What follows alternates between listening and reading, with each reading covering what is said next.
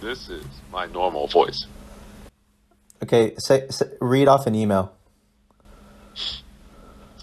I'll read off what I wrote. Technology and process. Lithium-ion battery. 1 week later. So I've been trying to recreate my Morgan Freeman voice. I've been unsuccessful. It was a glitch. It was 100% a glitch. That was not your voice. No, You sound normal to me right now, by the way. Really? Yeah. Man, how did that happen? It was something weird. Something weird with either Ron's microphone. Maybe it might not be the technical stuff. So Ron, what do they put in those $2 chips? Yeah. CBD chips. Who knows, right? Or You THC chips. Yeah, I think so. Yeah, I think we found the source, Kyle. It's not technology or anything. I think it's those chips. Hey Ronald, am I talking slower right now?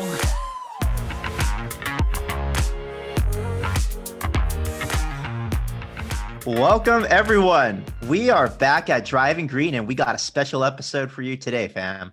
We are doing Li-Cycle bull versus bear debate. Li-Cycle is a recycling company. They are going public through a SPAC, and we are here to evaluate that. We have Kevin as our bull and Kyle as our bear. We're going to be evaluating this company from 5 different angles. The first angle of which is how is Li-Cycle doing in their current state. Second angle is their technical approach. Third angle is Li-Cycle's team and evaluating them. The fourth cycle is the market. Do we think they'll be a market leader given the market size? Is it a great investment to look into the recycling industry? And 5 is the financials. So on each of the 5 rounds, we're going to have Kevin and Kyle debate their pro-con position. And then I will score a winner at the end of each round over here. So if Kyle wins a round, I will show this. Wow. Oh, that's some Team Kyle. Okay. Yeah, Team Kyle as the winner. And I think that was inappropriate. I mean, he's a bear. You should say team short seller. if Kevin wins a round, I will show this. Really, Ron? You got With the Charmin. Is that necessary? How come Kyle gets such a nice picture? I'm the bull. I'm the good guy in the market. That guy, he's a short seller, man. A bear? This was what was on your Facebook, man. I just got to go with the I had so many more pictures on my Facebook. You had wide selection, buddy. Well, right. and I think it's important to call out, we are investors and advisors to American Battery Technology Company. They are a competitor in this space. We are interested in this space far beyond that one company. We are looking at this objectively as best as one can. I think you'll see that with our reasoning and analysis. And furthermore, this is not financial advice. We're not telling you what you should or shouldn't buy. I think we just want to kind of peel back the onion on the recycling industry and some of these players. And further disclosure from me, I do own a position on Li-Cycle. And for me, my disclosures, I don't have enough money to invest in anything else right now because it's all in Bitcoin. Because I lost it all in the last month. The market. All right, guys. Are you ready for round 1? Yeah, let's do it. All right, let's go. Current state of the company. Kevin, you go first. Well, so let's just start off with the biggest news that Li-Cycle has put out there. They have signed and will be going public through a SPAC. I think in the upcoming months. But most importantly, what we want to highlight from that is the fact that through the SPAC deal, they have received over $600 million in funds. Their entire financial balance sheet has pretty much been repaired through this deal, and they will be flush with cash to expand for several years. So it was 300 million for the SPAC and then 300 pipe. Did they say that the pipe was fully funded? They did. Okay. They so did. 600. So, yeah, it's 600. They issued a press release saying that they got 600. Well, it's like I think the exact number was 615, but I'm just saying above 600. So current state wise, they are probably right now financially has one of the strongest balance sheets of all the recyclers I know of or aware of. And so from that point, they're super strong. Operationally, They have two shredding operations online, one in New York and one in Ontario, Canada. In terms of progress, they got first mover advantage there as well, especially in North America. I don't think there's any other recyclers, at least to my knowledge right now, that has a plant online operating at capacity. So those two things, current state, they are ahead of the pack. They have first mover advantage in terms of balance sheet. They have first mover advantage in terms of operations. What else can I say about them? If you want to get ahead of the game, you probably want to go with the leader of the pack, at least operationally, financially wise. They are there. Kyle, So your response? yeah, they definitely have a lot of money, and so from a risk perspective, that de-risks their operations the next 5 or more years pretty tremendously. Going back to what they do have online, so they have 2 shredding operations online at the moment, like you said. I think I saw somewhere, I think it's somewhere between around 5,000 tons per year capability per operation. I think maybe the one in New York is a little bit bigger. The risk that I see associated with that is that, you know, you've got one, first off, geographically speaking, they're relatively far apart, but they're also across international boundaries. So transporting to the hub that they plan on building in New York, which I'll get to in a second, I think transportation is going to be a risk for them, especially in the short term, if they want to process any of the shredded batteries that they're doing up in Canada. Going back to the SPAC itself, I'm impressed that they were able to raise so much money. I think they're at a $2 billion valuation. And so with $600 million in cash, that's a lot of money in their coffers. But what I'm less impressed by is the capital expense that they say is going to be necessary for them to build these, at least their preliminary hub. So in Rochester, New York, they announced they're building their first hub. To go back to a kind of a high-level overview of how most of these recyclers will probably operate, Li-Cycle brands it as hub and spoke. Hub being a centralized, not geographically, it would appear, but unless you're talking global, a centralized model of you've got a large facility that processes pre-shredded materials or the black mass extracted from the batteries. You've already discarded the plastics and all that. It makes it much more efficient from a transportation perspective. You're not transporting plastics and things that are not necessary to be moved. And then you've got the spokes. So you've got all these little facilities scattered all around the country or around the world that can take the batteries in and extract the necessary metals from inside. The Rochester, New York hub that they've announced, first off, like I said, their very first hub, they do not have a hub. So from a proven technology standpoint, I don't see them ahead of anyone else insofar as they haven't built one of these before. So I think it's important to at least identify that they're making forward-looking statements about capability just like everyone else. I didn't dive into nitty-gritty about who do they have on staff and what is their track record with taking processes from bench scale to a commercial scale, which that is my biggest risk when making any kind of investment decision or just evaluating any kind of company. Is it's extremely difficult to make that jump. Trying to do things in orders of magnitude larger volume is not trivial, and it requires a different skill set than the technical and scientific skill set necessary to develop the practical nuts and bolts of what is being done. So between that and the fact that it's going to cost $175 million just for the hub, so they built the spoke, but they made it a point to say, at this Rochester, New York location, on which we'll operate both a hub and a spoke, they had 2 different dollar amounts associated with them, and $175 million to build that hub seems incredibly rich. And I don't know if it's because they intend on importing shredded black mass from Europe, and that's why it needs to be in New York. But it seems to me that New York is a relatively expensive place to build this particular hub. I'm sure there's a reasoning to it, but overall, I'm not they're getting tax deductions for that. The state of surely New York. Yeah. There's no way. I fully agree with you on and that. They haven't announced. They said that they're hiring 100 people, at least preliminarily, which is I think they're only about 50 people right now in their roster. So that's a lot of people they're hiring, and they don't break down the distribution of how many people are going to be like plant operators versus leadership or scientific technical staff. But I can appreciate that being near a major metropolitan or one of the largest cities in America, it gives you a large talent pool. But Kyle, I think it's important that you distinguish the difference between the two, right? You're really focused on the hub, dude, but the spoke is just as important, man.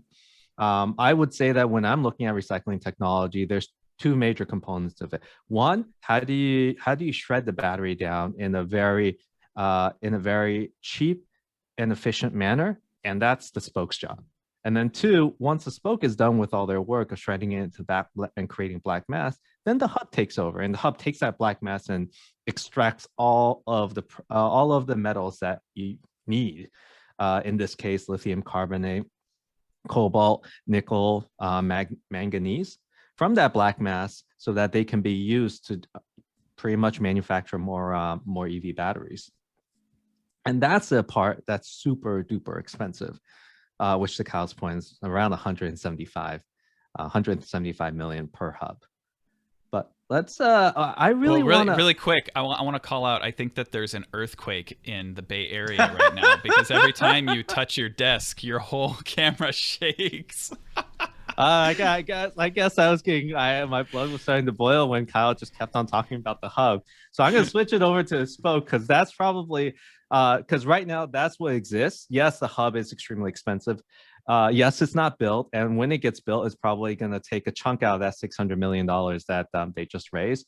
But hey, what people don't know is a spoke only costs $4 million. Okay, so a $4 million spoke can go through 5,000 ton of battery material, creating black mass. Right now, Li-Cycle already has a buyer for all black mass produced from these spokes. If the hub turns out to be too expensive, the hub turns out, and to Kyle's point, their technology doesn't work out as well. They haven't figured out how to scale. And side note, if you guys want to look up, the founders of Li-Cycle has an extensively written out patent that has been approved by the US government that covers all aspects of battery recycling, small form and large form. So at least the patent says they have technology. But if Li-Cycle has the option just to continue expanding out spokes, they have the option to build out these $4 million plants all over the country. And if they choose to go with that option, they will be one of the biggest producers of black mass in the country or in the world, because of how cheap it is to build out the spoke component. Now, I do want to highlight that they don't talk about that much, because I think their plans are to be vertically integrated. They have a lot of strategic flexibility to dominate black mass area and let everyone else take care of the lithium extraction from black mass. Yeah, and well, I was just going to say, to speak to that really quickly. So, that's one of the axes I have to grind with the company is, granted, they're talking about the vertical integration. Like this is their end goal, is that, they're going to have the hubs. They want to be a producer of battery grade metals, not just, handing it off to someone else. So with any excess black mass, I would presume, and I'm saying presume because I haven't gone down this line of thinking with research, a lot of this would have to leave the countries that it's being generated within, if they are not going to be the one doing the primary metals extraction from black mass. So you'd be, sending it to China, increasing the carbon footprint. There are costs associated with doing that. Obviously, margins are much, much thinner. So, and then locating these spokes is a battle that we've already seen with American Battery, where you need all of these permits to put that processing facility down on the ground and build it, etc. You then need the necessary permits to transport black mass, shreds of batteries, etc. Like all these different classifications of waste. I think that you would probably it would behoove you to put spokes in various parts of the country, But I don't foresee them being like, oh yeah, we'll put one in every state, right? Because there is a cost associated from a regulatory and permitting standpoint to have to go to the regulators and to convince them that it's okay and everything's great. So I would see like, well, we've already been through this process in New York. We're probably going to build a couple more in New York, right? We can put them up faster. Transportation, we can solve for that. We can get the permits necessary to get it across state lines. But as long as we don't have to cross any more than a certain number of thousands of miles, then, you know, the risk is low enough. Our insurance underwriter won't drop us. But yeah, I mean, there's more of that could go down on that road. But Ronald, you want to? But like, sorry, Ron, I'm going to just interrupt and say, hey, but $4 million per spoke, man, I don't think those problems are too financially constraining. But that's just the construction cost. That's not talking about the intrinsic cost of having to work with regulators and hire the people necessary to fight all those little battles, get those things approved to be able to even put them there. If you're doing it the right way. If you're just flying under the radar and hoping nobody cracks down on you, then yeah, you might be able to do it for $4 million. But I do think that there are. This is a great topic. This is a great topic to revisit in category 3, which is will they be a market leader, and looking at the market size, and then we can discuss the spokes at that point. Until then, I will conclude with round 1 by saying that Kyle has brought up very good points about permitting and implied costs with some of those hubs and things. With that said, you can't beat $600 million. Winner. That's what I'm telling you, man, because it comes down to the money, man. It comes down to the money. And you know what? The rest of this debate, in order to prevent the earthquakes, maybe you should just like be in this position with your hands. Wow. Yeah. Okay. I don't know if I can do that for the whole debate. Right. But I'm just going to say I don't even know what I'm looking at per se, so I'm just going to be pleasantly ignorant. I think this is a good time to do a segue and say that was about 10, maybe 12 years ago, back in my New York days. I was trying to mimic that Charmin Bear. It didn't work out so well. All right. Yeah. Hence why I can tell from your face it's been 10 years. It's we good, wow. man. Oh man, the pain. I guess if I went down the Hollywood route, the only acting job I can get would be aging. Yeah. All right. So we are going to round 2, which is the technical approach. All right. So since Kevin started last round, we'll have Kyle start this round. Go. Yeah, so from a technical approach, they're using hydrometallurgical processes, right? So, when we have discussed recycling in the past, you kind of start off with, are they burning the batteries, or are they using water-based processes to separate everything out, shredding them and separating them out? So they're using the latter. And by all accounts, they are the leader or ahead of the pack from a funding perspective, from at least coming to market and announcing what their intentions were. They've been around for a while, and they're not some brand new startup. They've been operating for a few years. But what I would say is that there's a few things about their process, as per their investor deck, that I don't want to be sued by them. So I felt like it was disingenuous, or at least was oversimplifying, and maybe not doing themselves justice. But there's a few things that they put out there. They said they have the ability to process any battery chemistry. I'm like, well, that's not true, because there are lots of battery chemistries that are outside of their scope, first off, right? So from an investor perspective, you should know that they're, obviously lithium ion batteries, right? They mentioned that they can recycle lithium phosphate battery, or lithium iron phosphate, which is great. But I think that oversimplifying these concepts, in which each of these chemistries have their own little nuances, I think that they'll probably have things tailored to different chemistries, but from an investor perspective, they just kind of blurted out, well, we can do anything within this range of batteries. And then they also mentioned that they had the ability to process solid state batteries. The ability to process solid state does not mean you can process solid state, and those solid state chemistries by and large are not on the market yet. So saying that you can recycle something that does not yet truly exist in a commercialized form, I feel like is very presumptuous, and almost, I don't know. It just doesn't sit right with me. Making forward-looking statements like that when you don't have the feedstocks to be able to say conclusively, we have taken in this battery from this manufacturer that's in this quantity within the ecosystem, and we're able to do it with this level of, consistency and quality of output from our system. There's a few things in their investor deck that I felt like raised more questions. As a hydro process, you don't have the same kind of air emissions that you do with the pyro processes, but they almost, I don't know if it's trademarked, but they kept referring to zero impact air emissions. And I'm like, so you couldn't say zero air emissions, but so instead you say zero impact, whatever that means.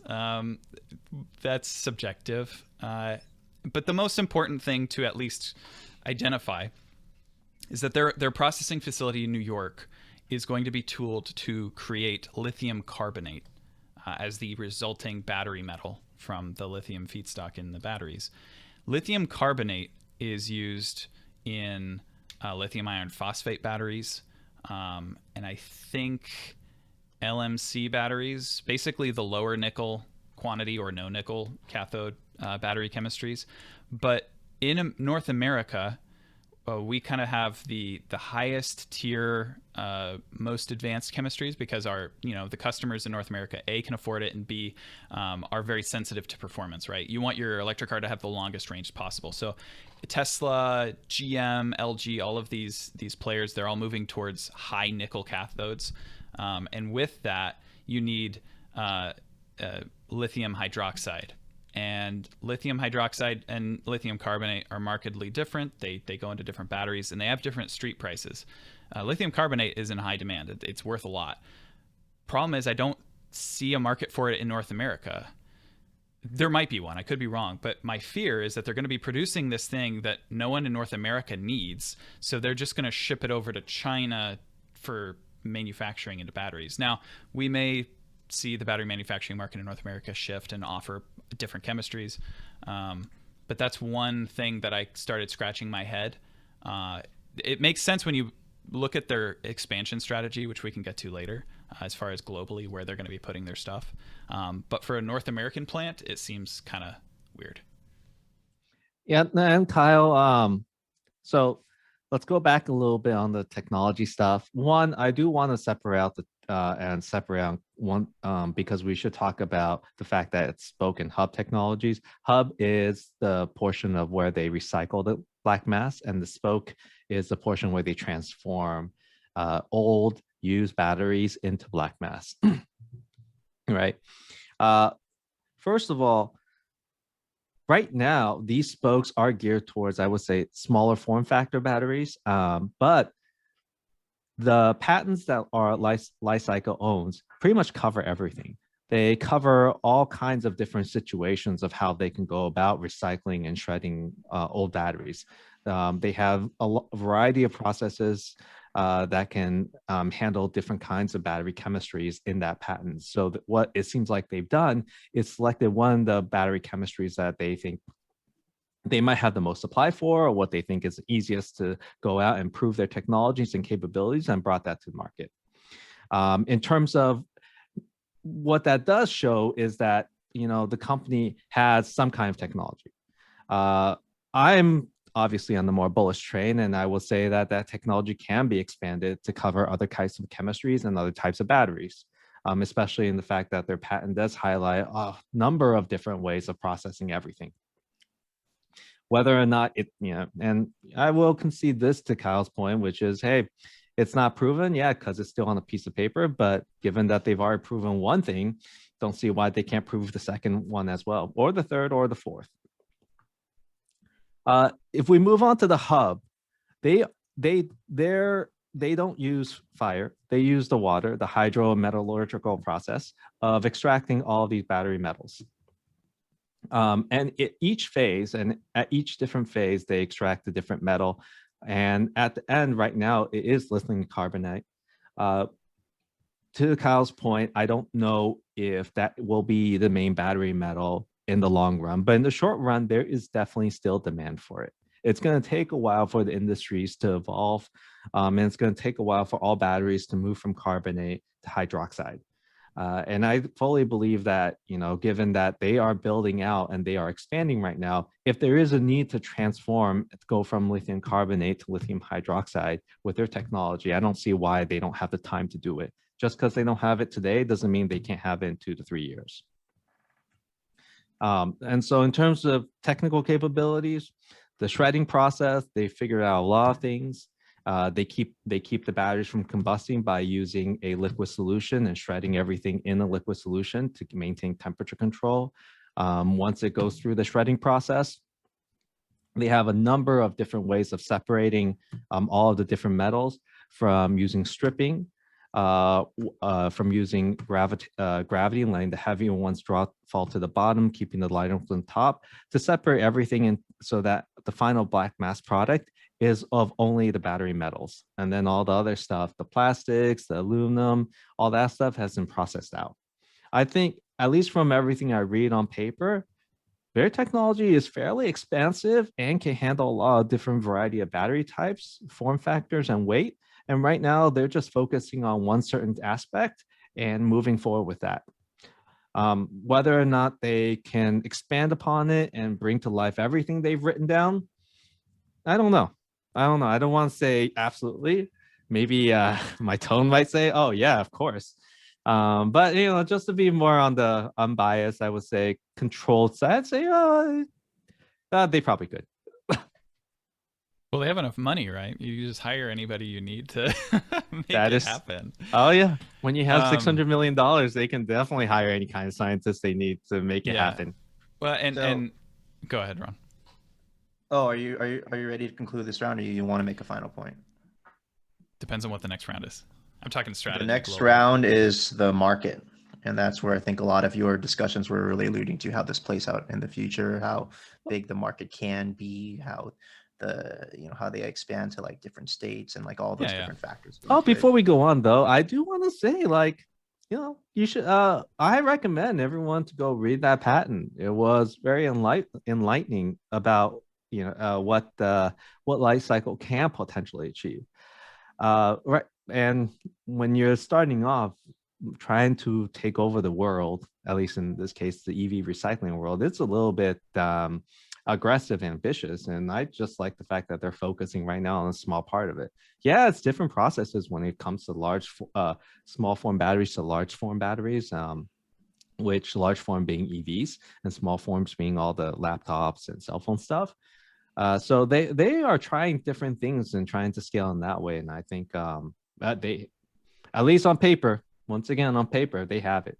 Yeah, and I think at a process, if we're just strictly talking about process, it's hard to fault the company too much for what they're attempting to do, because that's, in my mind, the future of recycling. Yeah. I guess where I come down hard on them is the execution of it and the presumptiveness of perhaps it's just the confidence, right? And maybe it's just because the market itself doesn't know the nuances of it, or people are willing to give the benefit of the doubt, and I'm just being unnaturally biased. But yeah,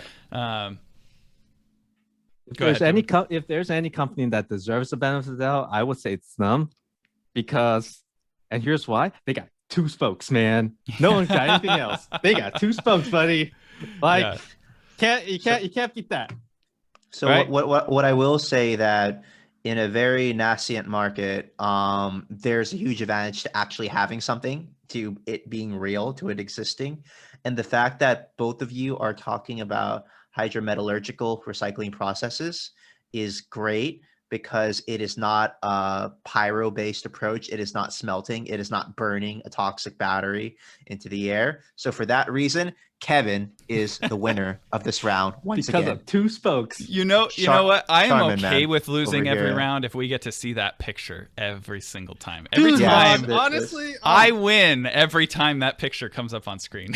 I'm going to. Okay, guys. I've decided next round I'm going to stay quiet. This is now it's a hard decision between my 2 spokes and $600 million I keep pushing versus that picture. I just want to just say, like, when it goes to the future of recycling, as we get to the year 2030 and the year 2035, when there's going to be so many electric vehicles on the road and new feedstock going into the creation of cars will be from recycled batteries, right? Do we want a world where there's going to be thousands of chimneys in the air burning batteries and all that smoke polluting the environment, right? Or do we want a future where that doesn't exist with a water-based recycling process where it's not hypocritical to recycle because the way you're doing it is environmentally friendly? I feel that any company that attempts to recycle in the proper way is a great approach that we should all root for, because it's certainly a rising tide lifts all boats. There will be many successful recycling companies, and I genuinely root for anyone that tries to do it the right way. So point to Kevin there. The next, yeah, A fire versus water. We should talk about that in the future sometime, man. future episode, recycling, fire versus water. Totally. Until then, we are in round 3. Round 3 is the market. What is the potential total addressable market for recycling? Is it even worth it? Can there only be one winner? Can there be multiple winners? How does cycle really compare in the field right now? Well, I mean, so one of the biggest things that I noticed in their investor deck that I think I was surprised by. I don't consider myself a nationalist when it comes to, worrying only about America and our issues, but it is obviously a crisis of battery metals at the moment when the United States wishes to switch over all of our transportation. We want to stand online a bunch of energy storage, and all of that comes back to lithium and the associated battery metals, and we have nothing, just almost nothing as it pertains to the global production of these things. So a lot of what I think about from a risk perspective as well, because you're talking about geopolitics, tariffs, all this stuff, is who's going to help solve the problems in my backyard, and one of the largest markets in the world, economically speaking.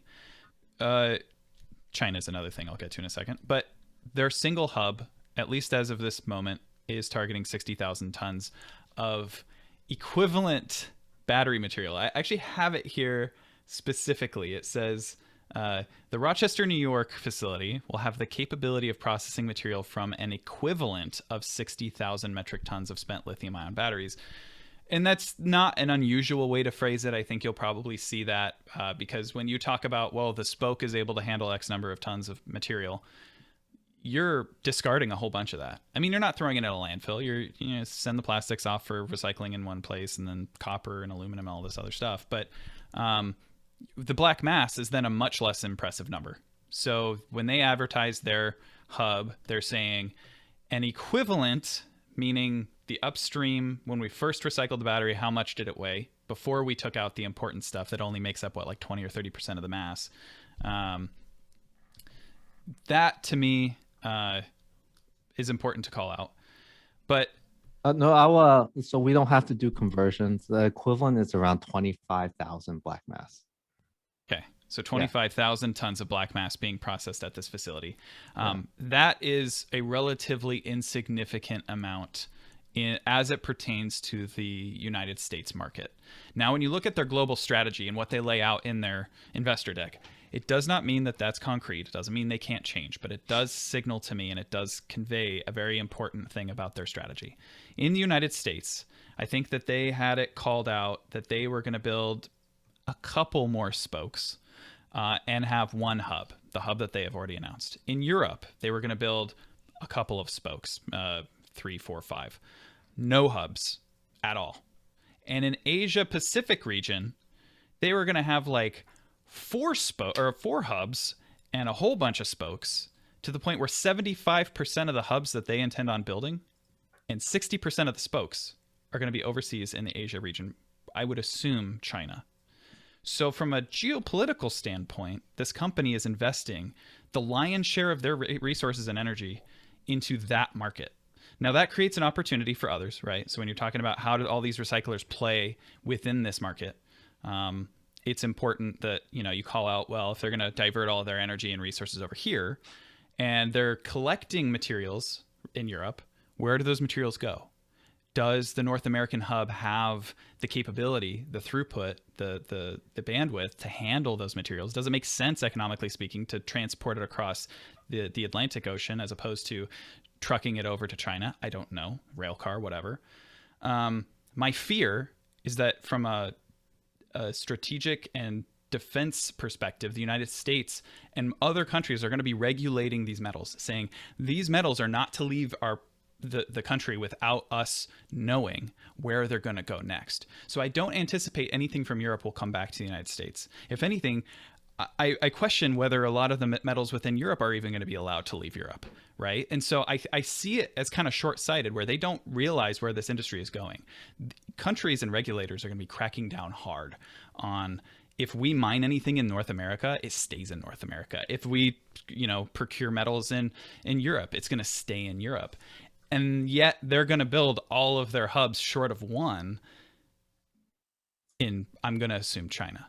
Secondly, they talk about their patents and their trade secrets, and that I expect all of these recyclers are going to have some combination of those two things. When you build that much of your infrastructure in China, keeping your trade secrets secret is going to be incredibly difficult. And so I feel like there is a strategic and operational risk in chasing after that market. There's going to be lots of competition that the government themselves sponsors and supports and props up, to which foreigners are generally disadvantaged. There's just so many, in my mind, red flags about putting that much of your resources and your attention in that region, as opposed to North America, Europe, etc. So yeah, my problem at a large scale is not so much the process. Lithium carbonate is super useful. It's even more useful right now in China. 100%. They're building tons of those lithium iron phosphate batteries. They're not as good as the high nickel cathodes, but you can make them for cheap, and all you need is a ton of lithium, because the iron is super easy to come by. So the lithium carbonate that they'd be producing would be easily purchased, and people would be happy to buy it. So it makes sense that's why I kind of went back to their chemistry of like, well, if they could be making monohydrate or, hydroxide monohydrate, they probably would. But their long-term strategy, it would appear, is not so much based on the chemistry. It's not that they can't do lithium hydroxide monohydrate. It's that if they're going to be putting all their eggs into the basket of putting, Chinese factories up, they're going to build what that market wants. So the fact that they have a North American, a Rochester, New York plant is almost a formality, right? Like their long-term expansion plan does not really factor in North America. If anything, it might just be a design center, a research center of like, we're going to fine tune everything. We've got the talent in this market. We can get it all running. And then when we go to build everything else for real at maybe even a larger scale, we'll be ready. So yeah. What do you think about that, Kevin? Well, I'm going to put a bullish twist on what you said, because honestly, you're absolutely right. They are, like, I'm going to be honest with everyone. If you invest in Li-Cycle, you're expecting 50 to 75% of your sales to come from Asia. That's where they're going to build. They have plans to roll out 4 hubs by 2025. And that's about a hub a year. And of those 4, one's in North America, 3 is in APAC and China.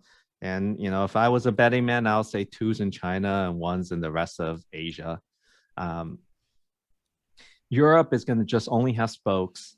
And then and the rest of the spokes are about 50% of the spokes are going to be in Asia once again. So Asia is going to have 75% of their hub operations, and Asia is going to have about 50% of their spoke operations.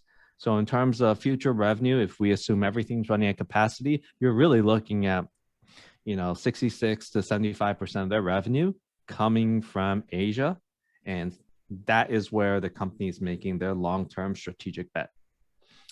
With that said, if you guys think EV is going to go explode like crazy in Asia, like it currently is, it's a great place to be. It's fantastic. But that I can only be so bullish here because that does limit what they're going to be able to get and extract from the governments in North America and governments in Europe, especially knowing the fact that they have so much and a lot of their investments are in the Asian nations. Now, personally, I think everyone's forecasting China to be the biggest EV market. So this isn't all that bad of a play at all from that standpoint. But it is they're not looking to dominate North America. They're not looking to dominate Europe. They won't have a hub operation in Europe, so they're not going to recycle anything. In Europe, it completely looks like they're just there to, shred old batteries and create black mass and sell to the highest bidder out there. To be honest, this is a China and Asia Pacific play through and through. Yeah, and so for me and what I'm thinking about long-term risk is, like I already said, a lot of the consideration on will governments regulate and try to secure their supply chains. And I would say like anything they shred, you're absolutely right. They might have a strategy of thinking, oh yeah, I can shred stuff in Europe and then ship it over to Rochester and have it recycle. And that's wishful thinking. I don't think they'll do that, but because of how cheap spokes are, and and I go to my first point about black mass and how they can be one of the largest wholesalers of black mass in the future because of this first mover advantage, I don't think it's too bad. So with that said, I will say that the winner of this round is Kyle over here. Oh, thank you, Kyle. Kyle. Thank you. Yes. Well, actually, I don't know. Because I'm conflicted. You're giving me a free. Because China steals everything, everyone. China steals the shit out of your IP. You don't trust China with anything, all right? Let's just get that clear. Hey, right? doesn't Tesla do a lot of things in China? They do, Yeah. but by the time China steals all their stuff, they would have already super ramped up to take it over the world. That is the strategy that Tesla takes. Is that that's why they originally open sourced all those patents. Was we say it's only a matter of time before people reverse engineer the cars that we put out on the road and steal it. So we just need to continue to rapidly innovate, never stop moving, and that works for them. But what works for them is not going to work for someone that it takes a few years for them to operationalize and build out these hubs. Tesla's competitive advantage is not their IP. Tesla's competitive advantage is their culture of continuous innovation, right? That's something that's hard for companies to copy. Yeah, this ain't happening out here. And like when it comes to that, it worries me a little bit, the reliance on Asia. I do hear the point about, all right, China's a leading EV manufacturer in the future, so it would make sense to have recycling centers up in there and to do that. With that said, how sustainable is that going to be, especially once recycling becomes a very big part of a nationalistic strategy, when we're going to have a war for feedstock in like the year 2028, and recycling is going to be at the forefront, because once the batteries are in a country, you want to lock it and capture it within that country so it never has to leave it again. Once batteries are in the US, you never want it to leave the US. Once it's in China, I'm sure they never want to leave there. It's probably going to get to a point where, granted, a lot of our manufacturing is still in China, and so for the foreseeable future, any tariffs that we put on battery metals coming in will adversely impact a lot of different industries. But I think that from a recycling perspective, where the United States will see it as a strategic source of these metals, they won't want any resulting byproduct, whether it's black mass or the finished output, to leave. They want those cells to be manufactured domestically. I think the United States is in a good position with the amount of feedstocks that are existing, just the sheer volume, the tonnage of battery metals that are just sitting around, that can feed us for a bit. But I do think that the United States will need to have like a funnel where, we've got products coming in from China with lithium ion in them. We trap it. We keep it here as best as one can. And so, I see the Chinese market as being potentially lucrative, but I'd be worried about the tariff aspect with the United States driving up commodity prices, or at least introducing variability risk in that market, because we're such a large consumer. And then second to that is the Chinese government picks the winners and the losers. And when you're a Canadian company, trying your hand at building stuff over there. Tesla was the exception, not the rule, that they got the blessing of regulators over there and have been given, they rolled out the red carpet. But I just don't know if I'm going to see that happen for another industry like battery recycling, where there is the strategic and defense risks associated.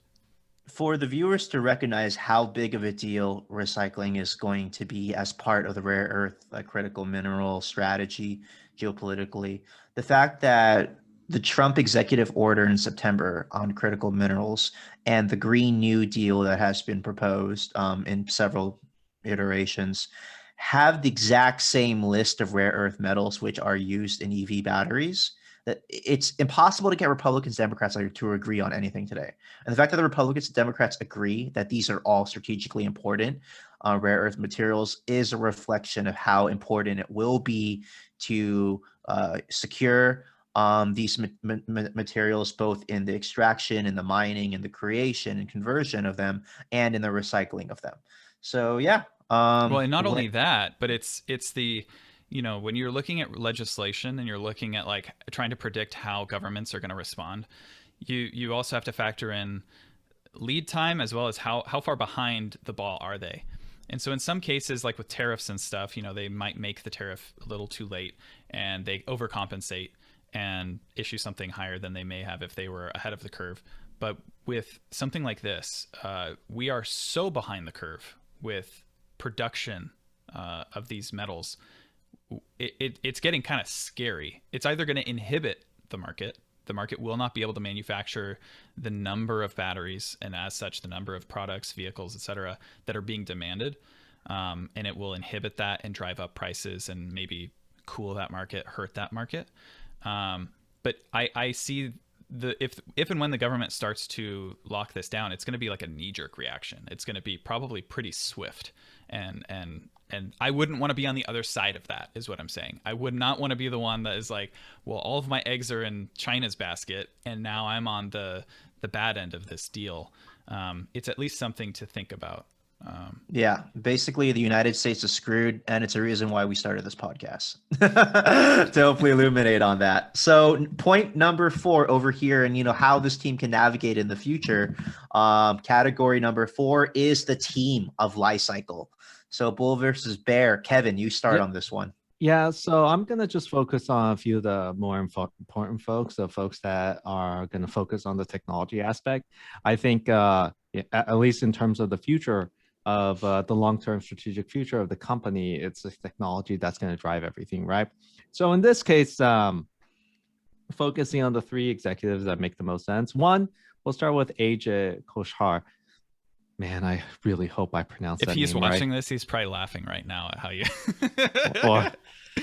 Okay, well, I'm sorry, AJ. I've been a fan of you since the beginning, clearly, so please just bear with me if I screwed up your name. He used to work for Hatch. That was a large corporation focused on providing a number of services for all types of raw materials,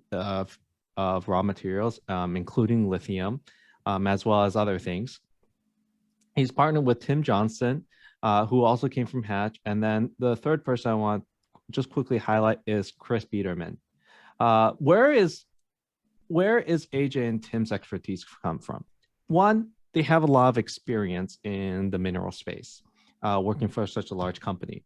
Two, those are the 2 writers of the patent that I've constantly referenced so far in our podcast. So they know the recycling process. They know what it takes. They have a lot of the detailed knowledge of what it means to recycle battery and all the different and a large number. I wouldn't say all of the methods. There's probably other methodologies that they don't know about yet, but at least when you go through the documentation, they know a lot.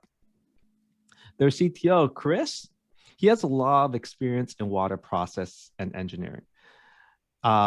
No, it doesn't seem like he has any experience, or maybe he has minimal experience in recycling. But given that this is a water-based recycling methodology, at least he comes from knowing how, the process of working with water and all the engineering that surround water relevant requirements. So at least in this sense, this core team of 3 folks, in terms of supporting the technology and supporting the vision of how this might move forward, I think at least if we look at from the experience side, they have it. They have it. What they could have more of is probably battery recycling, exact battery recycling experience. But given how new this industry is, and given how that fact that they are the first mover, it's probably not possible to find those kind of folks. Yeah, and so my bearish take, no, I think that the leadership team is experienced. There's nothing in my mind to detract from that. I would counter the argument, maybe not specifically about whatever patent you read. I don't know. They're bright people. I've watched several interviews with their management team, but I will say I've seen a lot of patents in which the CEO is put on the patent, and it doesn't necessarily quantify their contribution or understanding of the patent that was filed.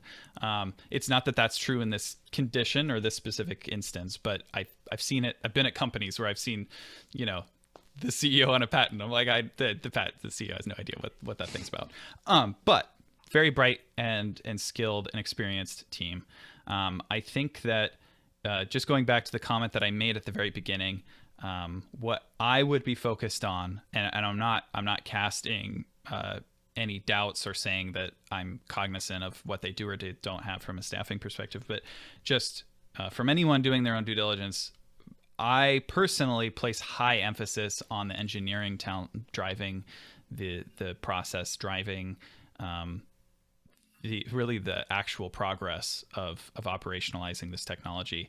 And so what I would want to see, and what I can't answer today, is just knowing that they have the mechanical engineering and the experience of actually scaling these kinds of technologies. Otherwise, that's going to be a much more painful process. I mean, you've seen it with companies like Tesla, where they did have a lot of experience. They hired all these people that in theory could do it. Still, it's like getting blood from a rock. And when you have this timeline, incredibly compacted, by the way, like by 2025 we're gonna have 4 hubs built and all this stuff, and I'm like, it's extremely ambitious, and it's built upon a ton of presumptions about how quickly you'll be able to execute, how well things will work when you get to that point of being ready to build it, turn it on, commission it, scale it.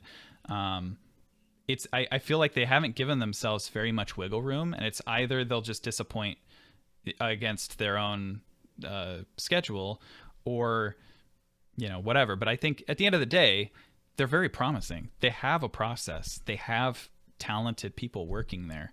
I just think Kyle, that you're forgetting one thing. They got $600 million to buy. and they got $600 talent. million. Oh, shoot. It all just comes back to that, doesn't Well, it? okay, let's be honest here. Let's be honest here.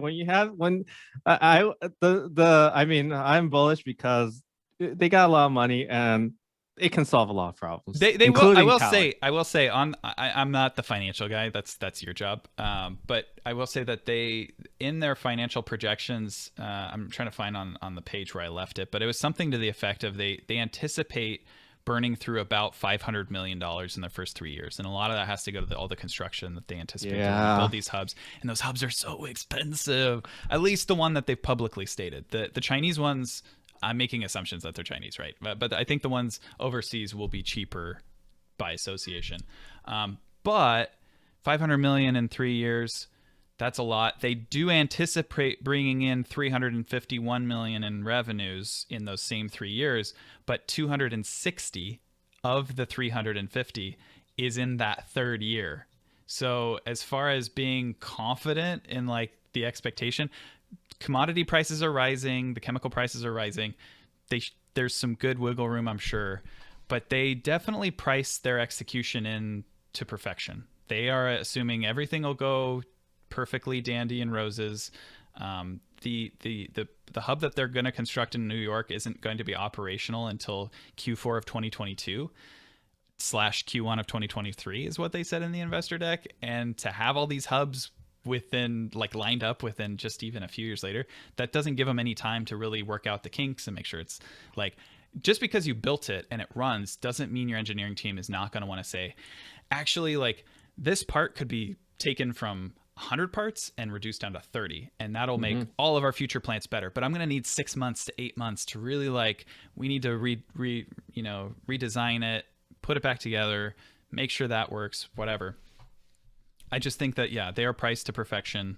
Not necessarily share price. I really couldn't care less about that part. But yeah, I think that I what they care. put out in the world. Well, yeah, Oh, I care. All right, wait, this is now a double or nothing. You guys already got into the financial, so we're gonna go team and financial, going to intertwine and just go for it, boys. Okay. Winner of this wins the whole debate. Oh, okay. So I care obviously because none of these two guys have any buy any of the stock, and I actually own some shares of Lifecycle shares, not single share. Just for I this own podcast. a share of PDAC because I like tracking the price, and it's. I own What kind of more a bull are than you? You a own share. Lifecycle. You mean what kind of bear is he? Yeah, what kind of bear are you? Yeah, well, I own one share of almost every competitor, and one. Do you own one share of American Manganese? I do own one share of American Manganese. Well, we got this recorded. We're not here. We're not here to talk about American Manganese. That could be for a future, but to talk about the finances. $600 million does buy a lot, and they have most of that allocated. Yeah. To building plants. So to get the dirty stuff out of the way, you know, they think they need about $900 million for over the next 5 years to build out their expansion plans of 20 something spokes and 4 hubs across the world. And, you know, they already got 2/3 of that covered with this SPAC. So that's great.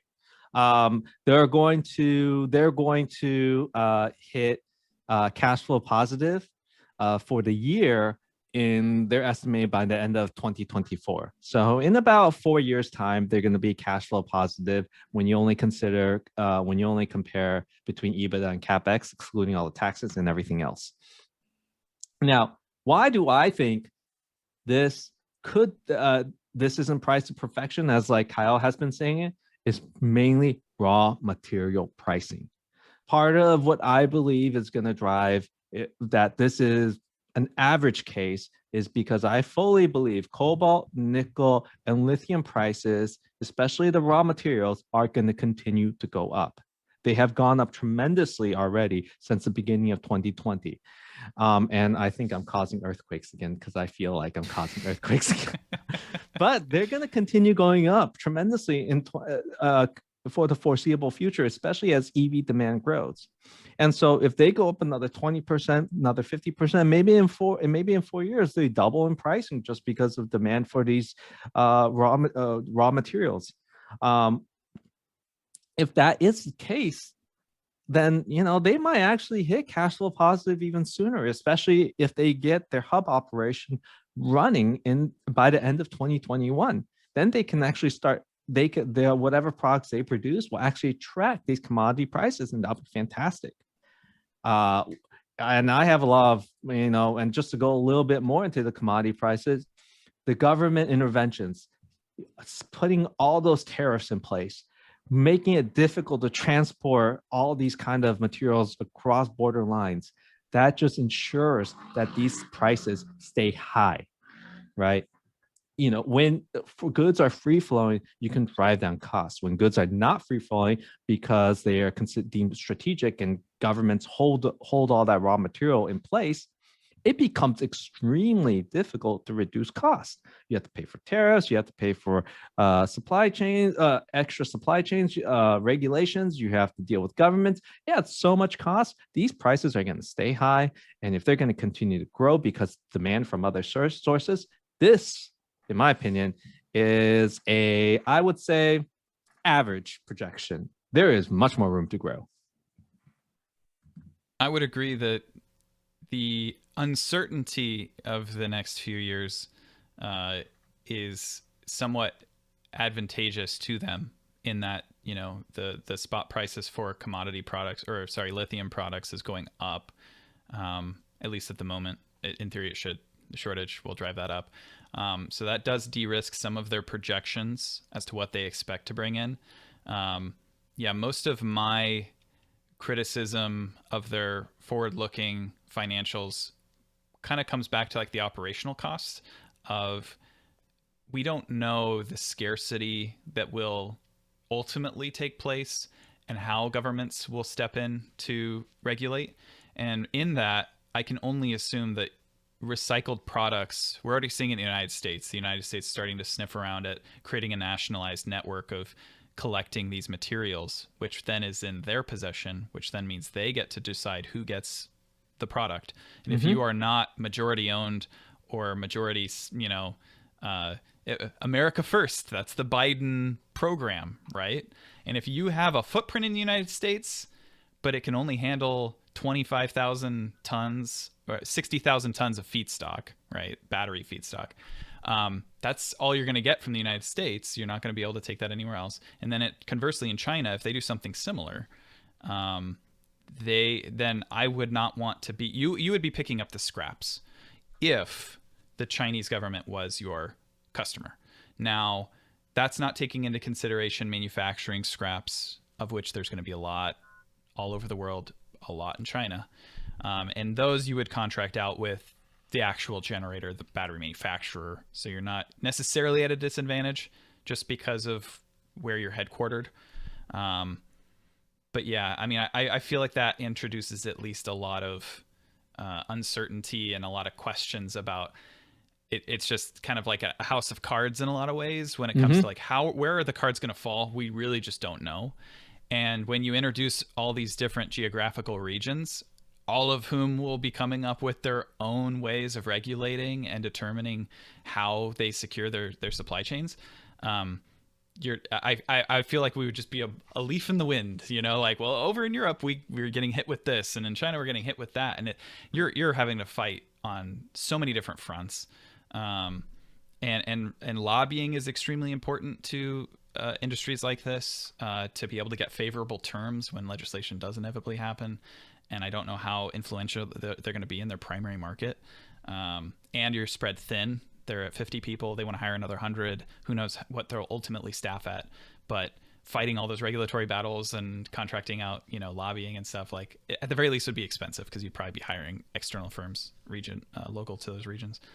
So yeah, I think it's going to be a very expensive initiative because they have to reinvent the wheel for every locality in which they want to place a hub or put a spoke. Within the United States, you got to work through every state that you decide you want to do that with. Subsequent spokes in a given state should be easier once you've worked out the kinks. Or you're just praying that the United States gets their act together and somebody forges the way and kind of establishes the legislation that makes it a little bit easier, and then you just get to, benefit from that by proxy. Yeah, I worry about the upfront labor necessary to even put a $4 million plant in a given place, and then also, of course, being subject to all this regulation that we just don't know how badly the governments will handle this, because you can be guaranteed they'll probably screw something up at first, at least. Hey, look, we all know dealing with the government is beyond expensive, and then they make rules that make even other things beyond expensive. But look, given that, at least for the U.S., if we use the U.S. as an example, Democrats and Republicans are both agreeing that this is important. And so I think you'd be surprised when people in the government agree. I think things go faster, are cheaper, and run more efficiently. Yeah, and I that's think that what I'm gonna bet on that. Overall, I think it's important that, like you can't stick all of these different battery recyclers into a single bucket and paint them all with the same brush, right? Because at the end of the day, their strategies are very different. Where they're headquartered is very different.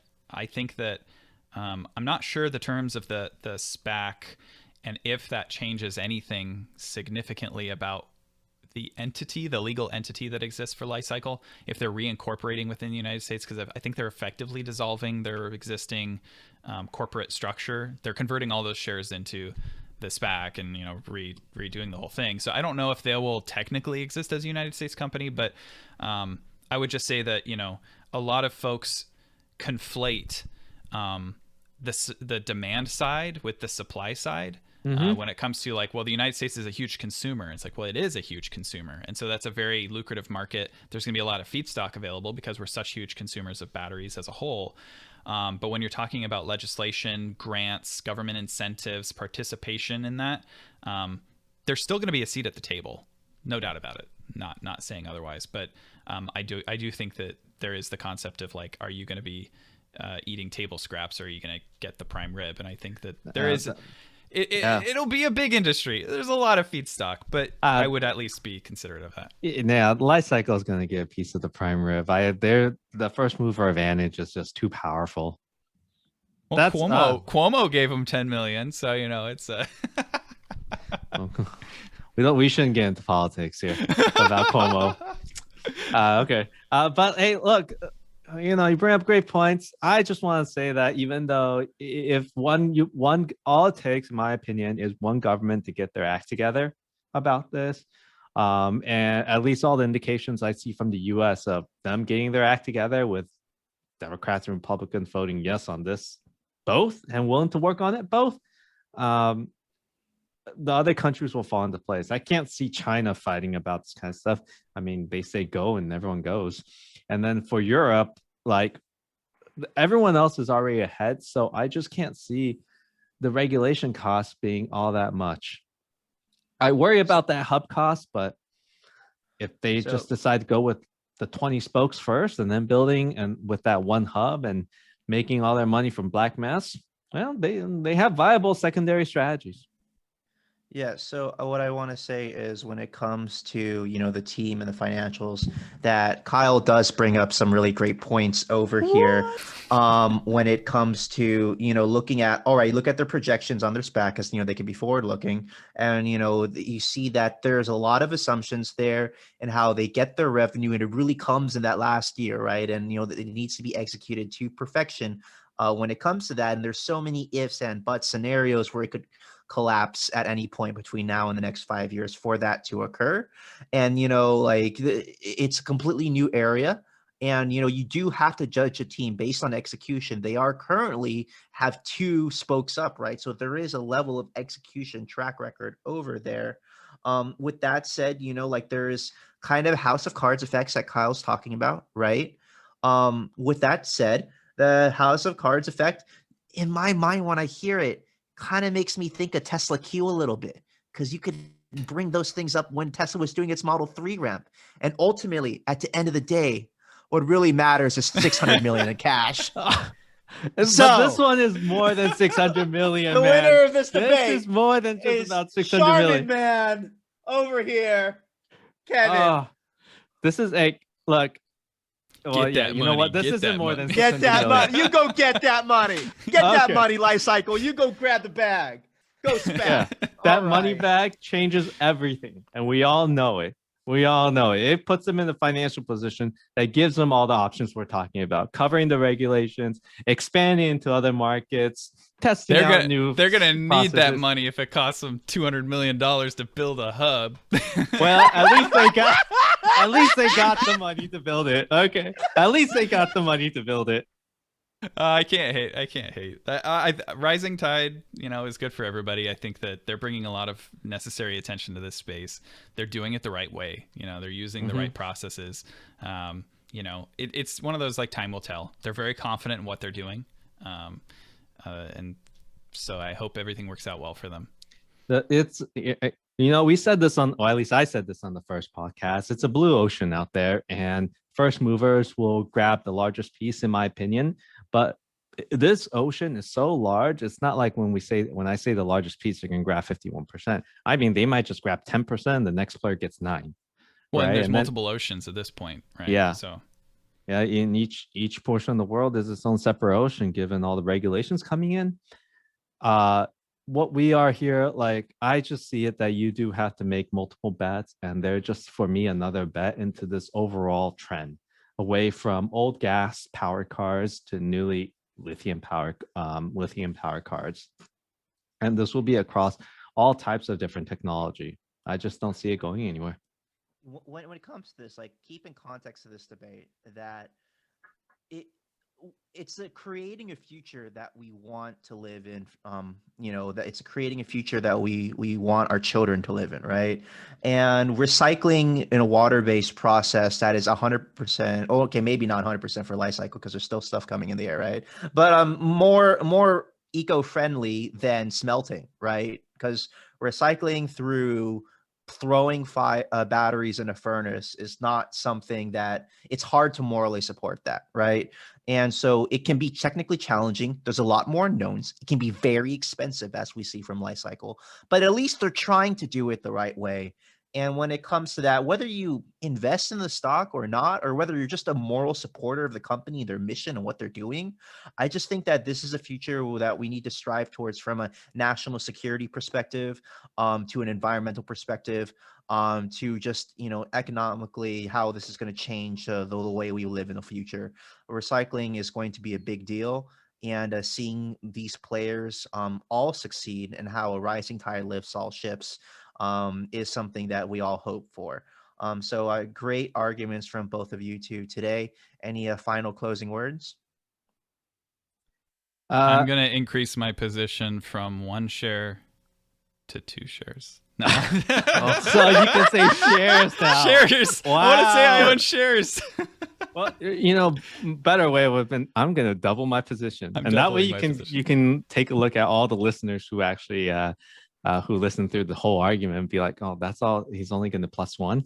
I'm going to maintain my position and hold on to it. Maybe add a few shares here and there, especially on the dips.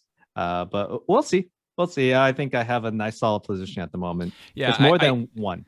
Yeah, and we actually got into talking about this before the podcast, but I think it's important, at least from the way that I view the world, is my argument was kind of bifurcated between the financials, the SPAC aspect of it, and then the underlying company. And the underlying company, their strategy and stuff, obviously I nitpicked, but I have problems with SPACs in general, right? From a value perspective, you're front running a lot of the value when you're coming to market like this.